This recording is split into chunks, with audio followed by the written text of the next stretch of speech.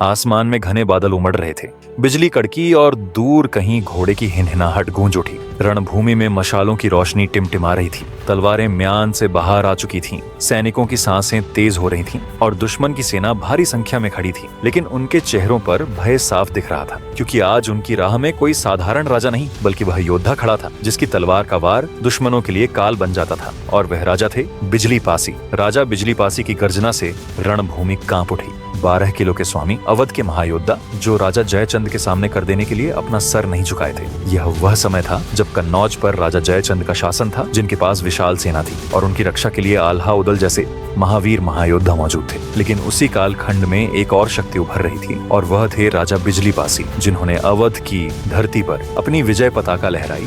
और 1148 से 1184 ईस्वी के बीच राजा बिजली पासी ने अपने 12 किलो पर राज किया। राजा हर्षवर्धन के बाद अखंड भारत कई राज्यों में बढ़ चुका था। नए नए राजवंश सत्ता के लिए संघर्ष कर रहे थे। इन्हीं में से एक राज पासी वंश था, जिसने अवध पर अपनी ताकत स्थापित की। कंस पासी, महाराजा सुहेलदेव पासी और फिर राजा बिजली पासी, यह वो नाम थे जिन्होंने सत्ता की दिशा बदल दी। लेकिन राजा बिजली पासी के लिए सबसे बड़ा परिवर्तन 1152 में हुआ, जब उनका सामना एक खतरनाक दुश्मन से हुआ। उसका नाम था गाजी आजम। जब युद्ध के नगाड़े गूंज रहे थे और राजा बिजली पासी अपनी सेना के साथ शेर की तरह खड़े थे, तब उन्होंने अपनी सेना को ललकारा और देखते ही देखते युद्ध शुरू हो गया। भाले आसमान चीरते हुए दौड़े, तलवारें टकराने से चिंगारियां उठीं और घोड़ों की टापों ने मानो रणभूमि को भयावह बना दिया था। राजा बिजली पासी ने रणभूमि में जो किया वह इतिहास बन गया। उनकी वीरता और शौर्य की कहानियां आज भी उत्तर भारत के कई किलों और युद्ध भूमियों में गूंजती हैं। तो आइए जानते हैं उस महायोद्धा की गाथा जिसने अपने पराक्रम से इतिहास में अपना नाम अमर कर दिया। लेकिन जब मैंने पिछले वीडियो में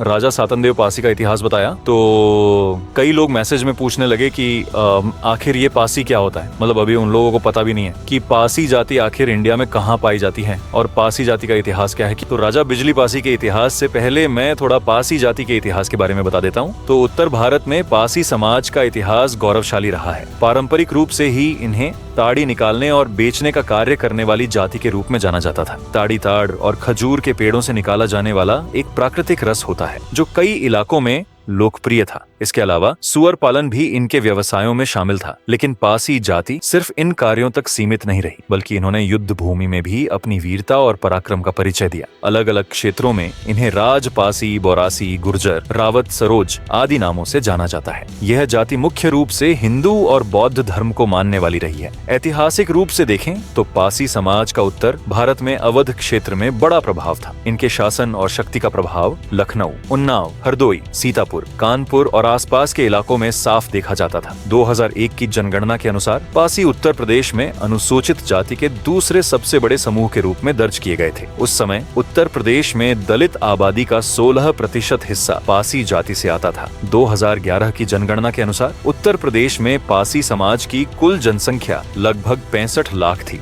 आज पासी समाज उत्तर प्रदेश, बिहार, महाराष्ट्र, उत्तराखंड, उड़ीसा, आंध्र प्रदेश, तेलंगाना और अरुणाचल प्रदेश जैसे राज्यों में भी फैला हुआ है। हालांकि इनकी सबसे अधिक संख्या अवध क्षेत्र में ही पाई जाती है। ब्रिटिश इतिहासकार विलियम क्रुक के अनुसार पासी शब्द संस्कृत के पासिक से लिया गया है, जिसका अर्थ होता है फंदा या जाल। पासी जाति के लोग पेड़ों से ताड़ी निकालने के लिए फंदे का इस्तेमाल करते थे, इसीलिए इन्हें यह नाम दिया गया। लेकिन पासी सिर्फ एक व्यावसायिक जाति नहीं थी। इनके शौर्य और पराक्रम का इतिहास भी उतना ही गौरवशाली है। अवध क्षेत्र में इनका शासन था और इनके राजा खीरी, हरदोई और उन्नाव जैसे जिलों पर राज करते थे। बांगरमऊ में भी पासी शासकों की मजबूत पकड़ थी। इतिहास में पासी योद्धाओं को अखंड भारत के रक्षक के रूप में देखा गया है। ये योद्धा निडर, स्वतंत्रता प्रेमी और आत्मसम्मान के लिए लड़ने वाले थे। अवध और कन्नौज क्षेत्र में इनका शासन था और इन्होंने विदेशी आक्रमणकारियों के खिलाफ कई युद्ध लड़े। अगर पासी जाति की उत्पत्ति की बात करें तो इसको लेकर कई मान्यताएं प्रचलित हैं, जिसमें सबसे प्रसिद्ध मान्यता भगवान परशुराम से जुड़ी हुई है। कहते हैं एक दिन मध्य भारत के गहरे जंगलों में भगवान परशुराम गहन तपस्या में लीन थे।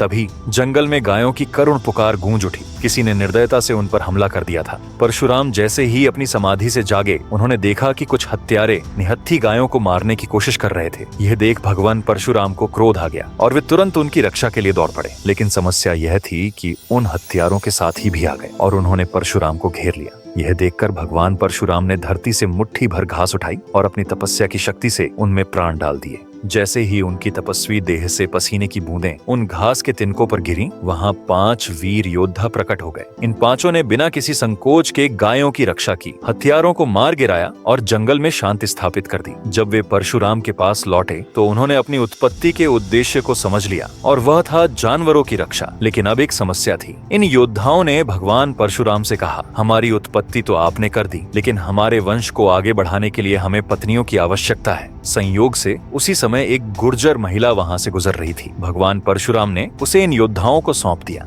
कहते हैं कि इसी मिलन से कैथवास उपजाति का जन्म हुआ और चूंकि इन वीर योद्धाओं की उत्पत्ति परशुराम के पसीने से हुई तो इसलिए इन्हें पासी कहा जाने लगा। मेरे यहाँ तो यही कहानी प्रचलित है। आपके यहाँ क्या कहानी है? कमेंट में जरूर बताइए। तो अब अपने टॉपिक पर वापस आते हैं। तो बात है लगभग 1150 के आसपास का समय का, जब बाहरी आक्रमणकारी भारत की समृद्ध धरती को रौंदने के इरादे से आगे बढ़ रहे थे। यह वह समय था जब भारत पर लगातार विदेशी आक्रमण हो रहे थे। उसी दौर में पासी जाति में महाराजा बिजली पासी और महाराजा सातन देव पासी का नाम एक महान योद्धा के रूप में उभरा। राजा बिजली पासी के पिता नथावन देव नथावनगढ़ के राजा थे और उनकी माता बिजना बिजनौर की रानी थी। इनके कारण उनका राज्य अवध, लखनऊ और आसपास के इलाकों में फैला हुआ था। राजा बिजली पासी का शासन इतना विशाल था कि उनके पास 12 बड़े किले थे। इनमें कल्ली पश्चिम, कल्ली पूर्व, परवर पश्चिम, परवर पूर्व, पिपरसंड, घड़ी चुनौती, बिजनौर, नथावनगढ़, मातीगढ़ी, हुलास, खेड़ा और दादूपुर शामिल थे। इनके अलावा हैबत मौ, मवैया, बनी, रवा, भटगाम और बरगवां जैसे सहायक किले भी थे। ये किले न केवल उनके साम्राज्य की सीमा को दर्शाते थे बल्कि उनकी ताकत और सुरक्षा का भी प्रतीक थे। उस समय भारत पर विदेशी आक्रमणकारियों का प्रकोप था, जिसके चलते हर युद्ध में पासी योद्धाओं की मांग बढ़ जाती थी। राजाओं को अपनी सेनाओं में तीरंदाजों की जरूरत होती थी और पूरे देश में पासी योद्धाओं की कला की सराहना होती थी। इनके तीर, तलवार और रणनीति की बदौलत वे किसी भी युद्ध से नहीं डरते थे। उस समय पासी योद्धाओं की तीरंदाजी की कला इतनी माहिर थी कि पूरे उत्तर भारत में इनकी मांग थी। यहाँ तक कि गुजरात में भी पासी योद्धाओं ने अपनी वीरता साबित की। गुजरात तक इनकी उपलब्धि का श्रेय गुर्जर प्रतिहार राजाओं को जाता है, जब ये उत्तर प्रदेश में शासन कर रहे थे। और कहा गया है कि राजा बिजली पासी के लखनऊ के पास अवध प्रांत के बिजनौर गढ़ किले की मिट्टी बहुत ही उपजाऊ मानी जाती थी। इसलिए कन्नौज के राजा जयचंद राजा बिजली पासी से कर वसूलते थे। लेकिन साल 1170 के आसपास कन्नौज के राजा जयचंद ने कर की मांग बढ़ा दी, जिसके बाद राजा बिजली पासी ने कर देने से पूरी तरह इनकार कर दिया। पहले वे थोड़ी बहुत राशि देते थे, लेकिन अब उन्होंने बिल्कुल भी कर नहीं देने का निर्णय लिया। इस पर राजा जयचंद को बहुत अधिक क्रोध आ गया। इसके बाद जयचंद ने कन्नौज से एक संदेशवाहक को राजा बिजली पासी के पास भेजा और कहलवाया, राजा बिजली पासी, कन्नौज के राजा जयचंद को कर अदा करो, नहीं तो युद्ध के लिए तैयार हो जाओ। इस पर राजा बिजली पासी ने उत्तर दिया, जाओ अपने राजा से कह दो कि बिजली पासी अब एक कूटी कौड़ी भी नहीं देंगे। अगर युद्ध करना चाहते हो तो युद्ध भूमि में आ जाएं और एक बार टकरा कर देख लें। हम पासी चूड़ी पहनकर नहीं बैठे जो उनकी धमकी से डर जाएंगे। जब ये खबर कन्नौज के राजा जयचंद तक पहुंची तो उनका क्रोध आसमान पर चढ़ गया। उनके राज्य में लोग उनका मजाक बनाने लगे, जिससे वे और अधिक क्रोधित हो गए। लेकिन उनकी लड़ाई उस समय सिर्फ बिजली पासी से नहीं थी, बल्कि उनके सबसे घनिष्ठ मित्र राजा सातन देव पासी से भी थी, क्योंकि वे भी राजा जयचंद को कर नहीं दे रहे थे, जिसका संपूर्ण इतिहास मैंने पिछले वीडियो में बताया है, तो आप उसे एक बार जरूर देखें। अब राजा जयचंद ने सोचा कि बिजली पासी पर हमला कर दिया जाए। इसके बाद राजा जयचंद ने हमला कर दिया, लेकिन पराक्रमी राजा बिजली पासी की सेनाओं ने राजा जयचंद की सेना को परास्त कर खदेड़ दिया। इतिहासकारों के अनुसार राजा जयचंद ने करीब 12 वर्षों तक बिजली पासी से छोटे मोटे युद्ध किए, लेकिन हर बार उसे पराजय ही मिली और अब तक बिजली पासी राजा जयचंद को कोई कर भी नहीं दे रहे थे, जिससे उनका राज्य समृद्ध और खुशहाल बना हुआ था। उनके राज्य की प्रजा खुशहाल से रहते थे। लेकिन साल 1183 में राजा जयचंद ने एक नई योजना बनाकर बिजली पासी पर बड़ा हमला करने की तैयारी शुरू कर दी।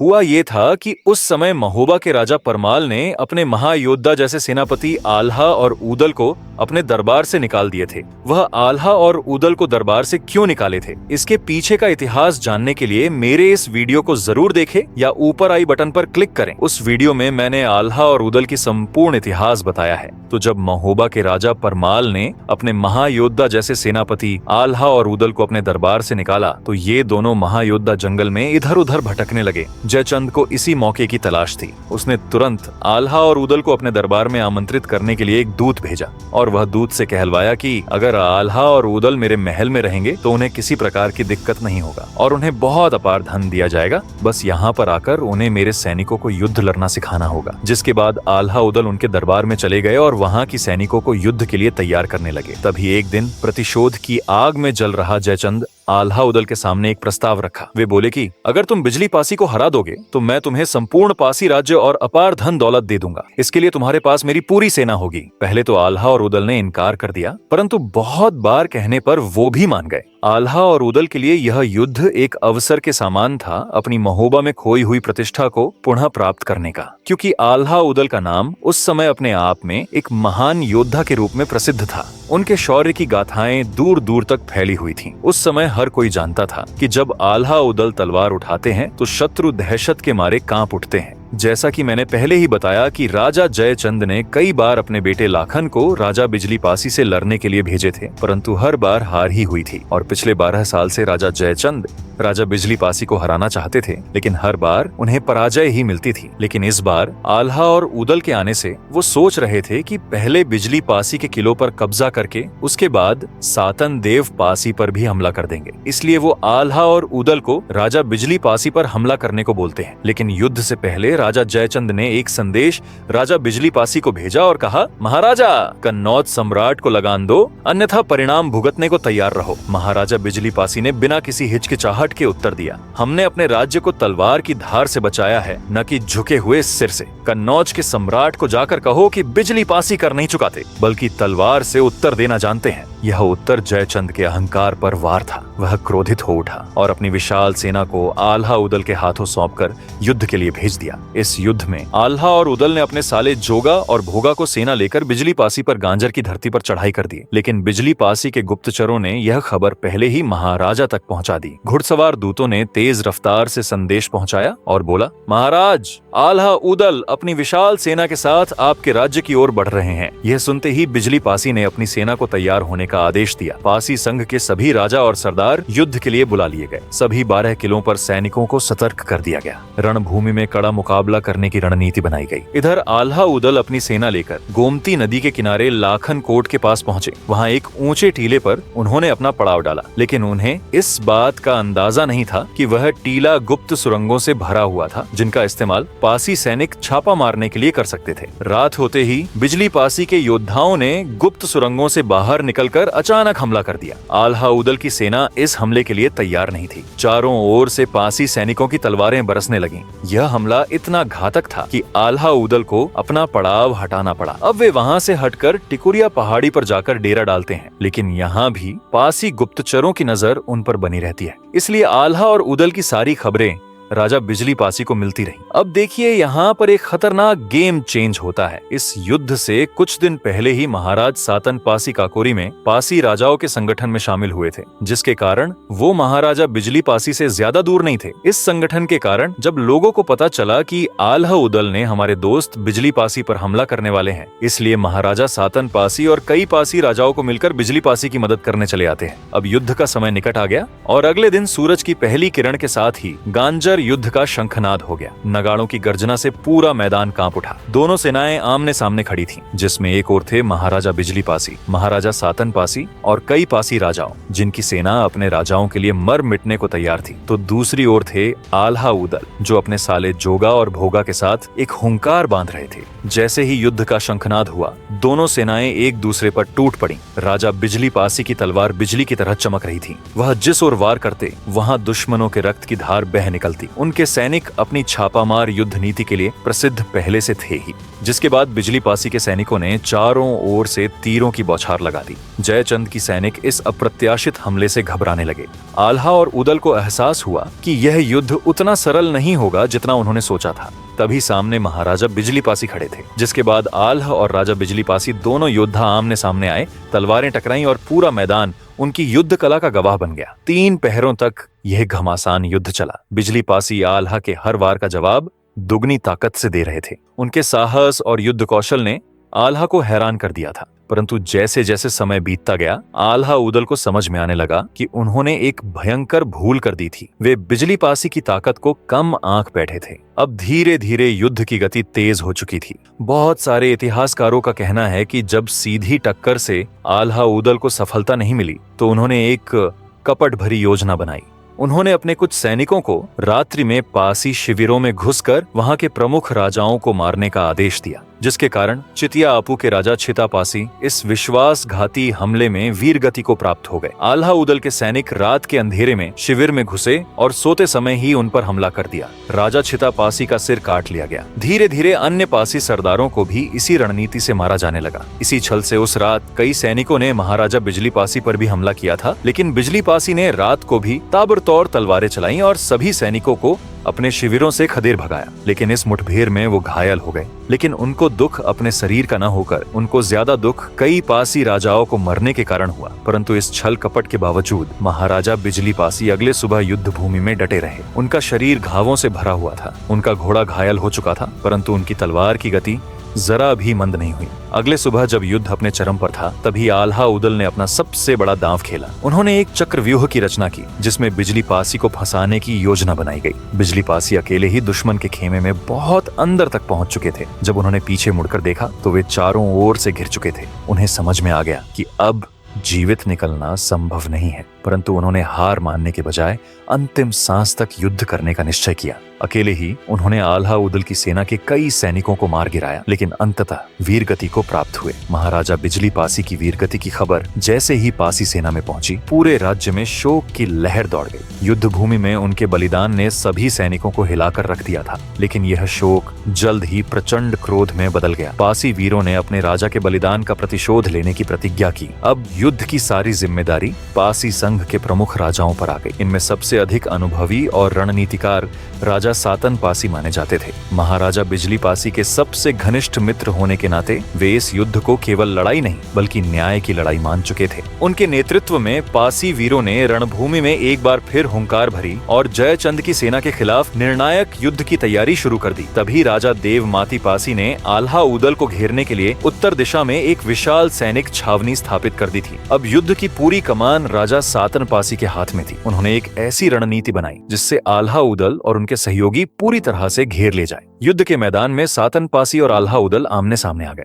जब सातन पासी का सामना आल्हा के छोटे भाई उदल से हुआ तो उदल की हिम्मत जवाब दे गई। वह इस भीषण युद्ध में सातन पासी के सामने आने से कतराने लगा। उदल जानता था कि सातन पासी केवल एक योद्धा ही नहीं बल्कि एक कुशल रणनीतिकार भी थे, जो अपने दुश्मनों को धूल चटा सकते थे। जिसके बाद आल्हा और सातन पासी के बीच घमासान युद्ध छिड़ गया। सातन पासी की तलवार बिजली की तरह वार कर रही थी और आल्हा बुरी तरह से दबाव में आ चुके थे। उनके सैनिक एक एक कर धराशायी हो रहे थे। चारों ओर पासी सैनिकों की हुंकार गूंज रही थी, जिससे जयचंद की सेना के कदम पीछे हटने लगे। अब धीरे धीरे आल्हा की सेना को पहली बार ऐसा एहसास हो रहा था कि वे एक अपराजेय शक्ति से टकरा गए हैं। उस दिन गर्मी असहनीय थी। सूरज आग उगल रहा था और युद्ध भूमि की धरती खून से लाल हो चुकी थी। चारों ओर मरते हुए सैनिकों की चीखें सुनाई दे रही थी। पासी वीरों की हुंकार से कन्नौज की जयचंद की सेना को पीछे हटना पड़ रहा था। अब यह युद्ध अपने अंतिम चरण में पहुंच चुका था। पासी घुड़सवारों ने चारों ओर से हमला बोल दिया। तीरों की बौछारों से आकाश ढक गया। जयचंद की कन्नौजी सेना इन हमलों को सहन नहीं कर पा रही थी और धीरे धीरे मैदान छोड़कर भागने लगी। इधर सातन पासी ने पूरे वेग से तलवार चलाकर आल्हा पर प्रहार किया।